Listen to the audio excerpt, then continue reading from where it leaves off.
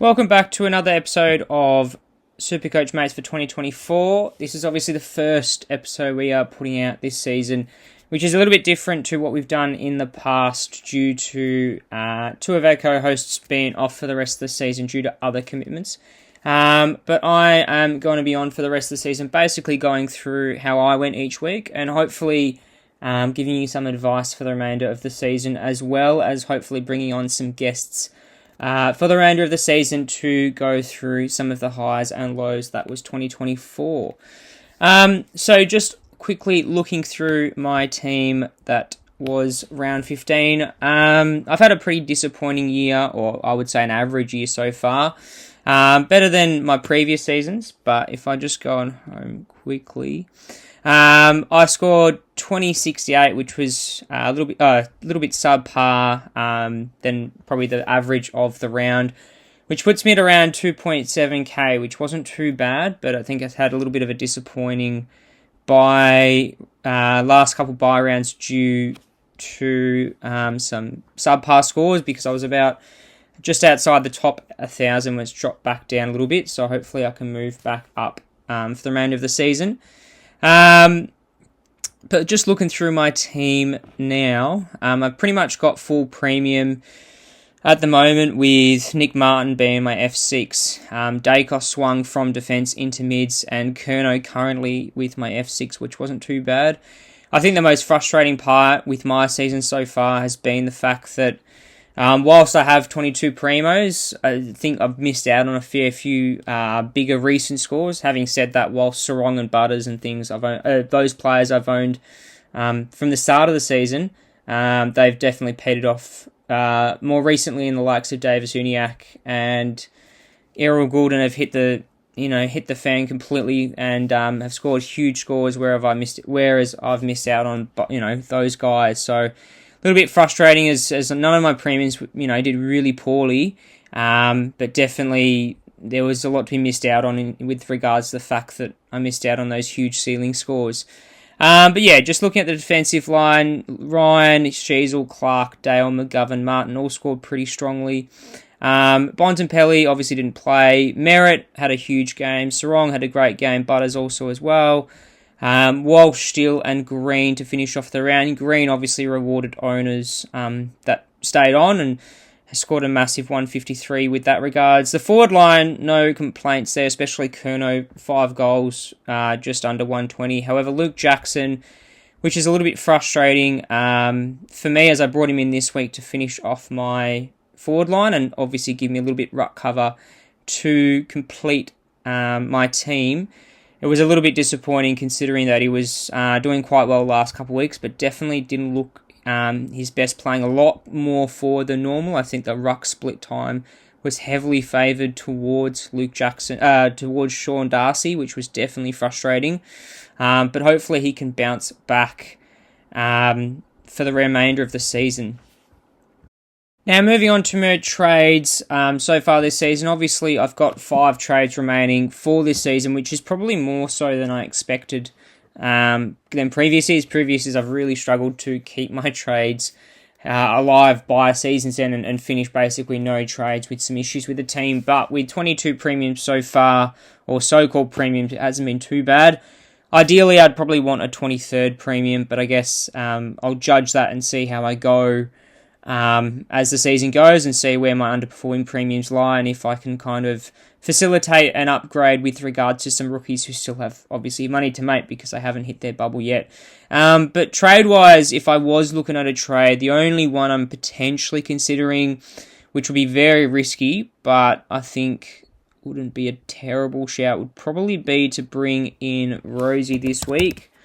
410k is serious value for a bloke who's a genuine star of the competition and obviously can average, has shown to average 110 quite comfortably in bursts and plays obviously St Kilda this week, and with the tension going to Butters, I could see Rosie getting off the chain a little bit. You just have to look at how McCluggage went in that Brisbane game, and a fast attacking midfielder is definitely quite damaging against St Kilda. But with the money that I've got, obviously I'm a little bit strapped with what I can do.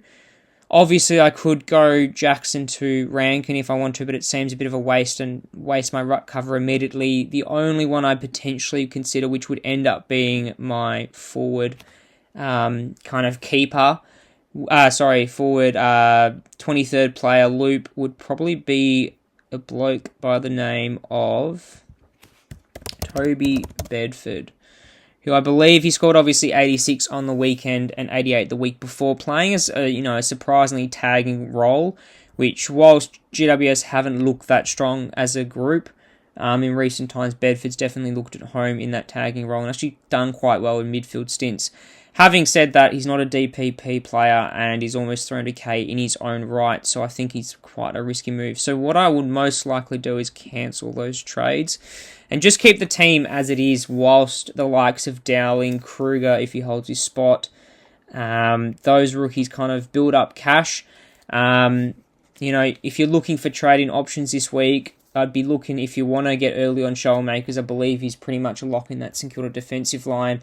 Even with the likes of Nazai Wanganeen-Maliri set to come back, I think he takes Bonner's spot rather than Shoalmakers. It's yet to be seen whether Shoalmakers is that intercept or running defender, but I think he'll do really well in that defensive line with the likes of Battle and Wilkie already taking those defensive key spots, as well as Dougal Howard when he comes back. The other one, which I was frustrated at myself for not actually pulling the trigger, was Jai Caldwell instead of Jackson. He still looks like really good value at about 470k. Dominated that midfield line in that West Coast game, whilst Merritt was achieving attention or getting attention from Jinmi, even though he went off in his own right. I think Caldwell is a solid option, considering that he seems to be getting some tagging roles of late, which means he's just being attracted to the ball. Whilst his disposal efficiency isn't amazing, he's still getting very solid scores. I mean, if I was facilitating that move last week, I would have gotten Caldwell instead of Jackson, which would have mean I would have enough money to do the steal to Rosie and Clark to probably Simpkin, which would have given me DPP flexibility, but I guess that's all in the past. So those are my options, though, this week as really good trading options. I mean, looking at the defensive line, if you are looking for a D6 or another defender to bring in this week, I think a really obvious option is the St Kilda man, Jack Sinclair. He's one that has gotten really hot form of late.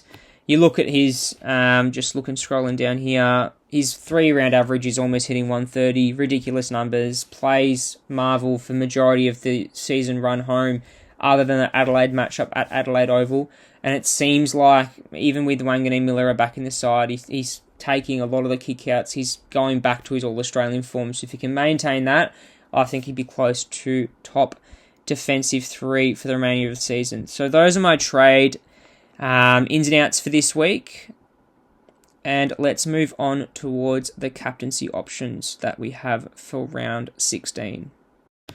Just before we move on to our captaincy options or VCs for this week, I think another good trading option, just the top of my head, I mean, you're looking at Errol Goulden, you missed the boat on the really cheap Errol Goulden that you would have gotten a couple of weeks ago, but he definitely looks like he's hitting back to his All-Australian form. So I think if you're looking for a decent option for your midfield to finish it off, I think Goulden's the one to go. Otherwise, another solid option, if you're not too stressed about the potential for tagging, which can severely impact his scores, is Lachie Neale. I think if he avoids a tag or works around that, he's always good for 100.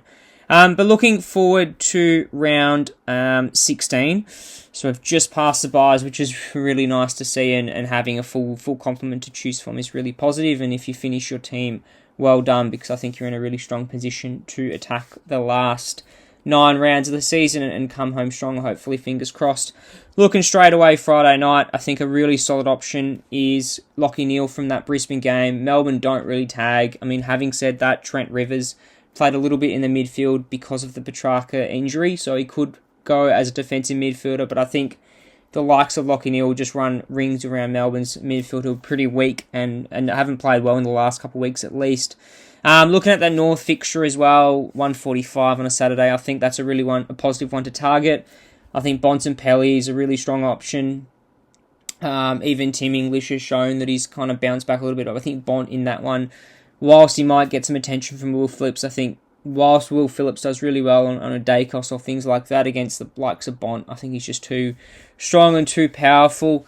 Sydney Freo is going to be a tough one. I think there's no real options in that one that I would be really happy to go with.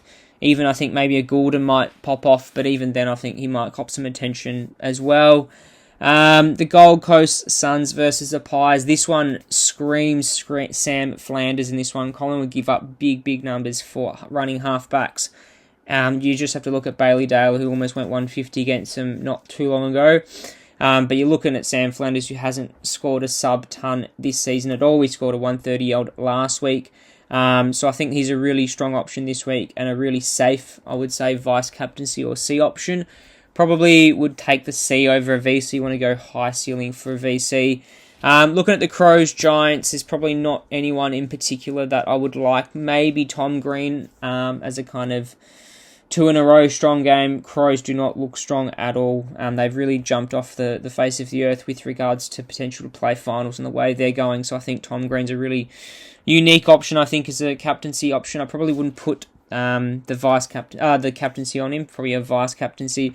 Cats, Essendon, I think this one has a lot of potential. Probably Zach Merritt is a safe option. He might cop some attention from the likes of O'Connor, but I think, Geelong being one of the weakest midfielders in the comp going around right now, he could run rings around them. And then the last, looking at the Saturday, St Kilda, Port Adelaide, Butters and Rosie probably might cop some attention, so I'll probably avoid that one.